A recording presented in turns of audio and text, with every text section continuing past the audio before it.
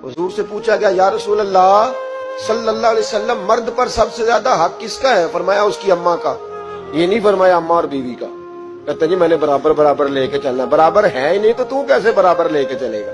है ही नहीं बराबर।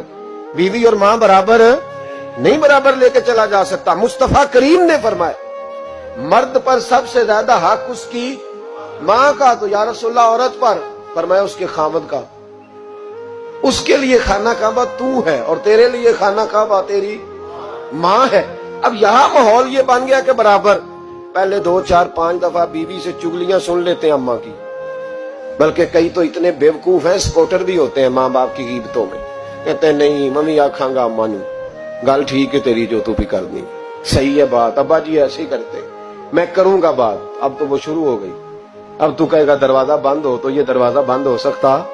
उसे बताओ बैतुल्लाह की तरफ पैर नहीं किए जा सकते। और बीवी भी याद रखे, अगर आज वो किसी के बेटे के बारे में बात कर रही है तो बेटा इसका भी ब्याह जाएगा।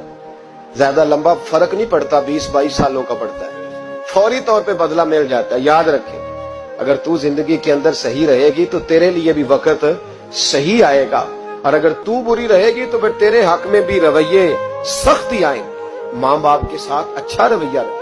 इतने बेवकूफ बच्चे के माँ बाप को आगे से बातें करें, कहानियां सुनाएं, दास्तानें सुनाएं। अजीब तमाशा है ना कि अब्बा जी बेचारे सरकारी अस्पताल में एड़ियां रगड़ के चले गए, और जब उनका इंतकाल हो गया अब 5 बेटे इकट्ठे हो गए, कहने लगे बरादरी को मुंह भी दिखाना है, तो चने वाले चावल नहीं पकाने खत्म शरीफ पे। कोई